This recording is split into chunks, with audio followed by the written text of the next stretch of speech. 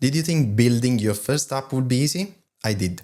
I built mission-critical systems for major banks, so I assumed turning an idea into a simple app would be straightforward, but it was a grind, and even with all my experience, I still hit the same traps that make most first version unusable. Then I realized something. The exact same principles I used to build multi-million dollar platforms can be applied to executing an idea, even a small one. So to help you make your first product easier, here are 7 things that will help you avoid the mistakes that break most apps before they even launch. Mistake number 1, not having a structured approach. I started building an app the way most people do. I just opened ChatGPT and started randomly talking about a solution I wanted to build. And it took weeks to realize that I had no clear flows, no data model, and no idea how the pieces connected. So I stopped and mapped the structure first. Once I saw the full picture, everything became easier, and I started using AI with a plan in mind. Every screen had a purpose, and every action made sense, and I finally felt like I was building instead of guessing. So if your idea feels messy right now, look down in the description, there is something for you. There is a free template that will help you get clarity. Then moving on, mistake number 2, believing vibe coding is enough to make a real product. At the beginning of vibe coding, I was excited too, so I tried vibe coding an entire feature, no plans, no flows, just vibes. And when I checked the generated code, half of the condition didn't work, the database fields didn't match, and the security checks were completely missing. And that's when I realized that vibes create chaos. So you need to create system to make progress. Are you vibe coding something right now? How do you feel?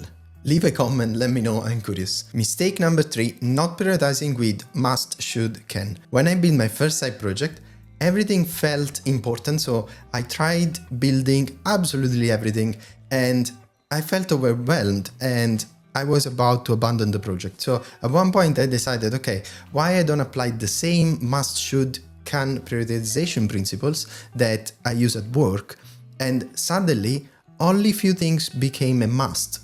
Everything else was unnecessary. I completed a working prototype in days instead of months, and nothing broke because I was doing just enough to make it work, and all the essential pieces were covered.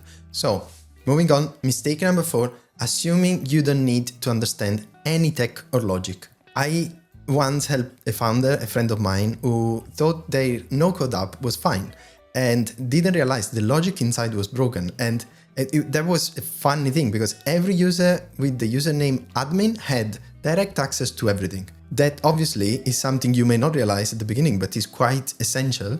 And I walked them through the concept of roles. Once they understood the logic, everything clicked and they could fix the issue and build with confidence. And also they started understanding the code, so they were able to read the code that was generated and do some checks themselves. Mistake number 5, picking tools that are too complex for your needs. I once chose an enterprise level tool just because I was comfortable with it, and it was total overkill for a small idea. When I realized I was spending hours to configure the tool, then I decided to switch to something simpler, less powerful, but exactly what the project needed. And the entire build became easier, faster, and way more enjoyable. Mistake number 6, automating too early instead of doing manually first. I automated the process before understanding if the process was right and spent days debugging something that didn't need automation at all.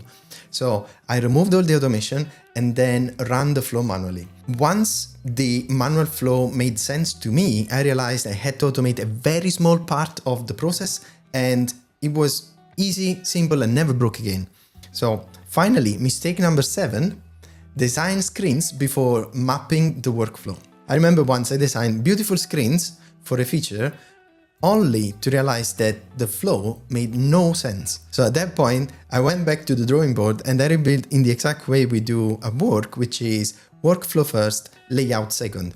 And when the flow was clear, screen practically designed themselves and users actually understood how to navigate. So once you switch from vibe coding blindly to simple engineering systems, building becomes faster, cleaner, and honestly, also fun. You won't feel you are lost anymore. Down in the description I've added a free template that will help you structure the first product the right way, just like we do in real engineering teams. If you found this helpful, make sure to subscribe. On this channel I help non-technical founders turn ideas into real products using the same system I used to build banking platforms.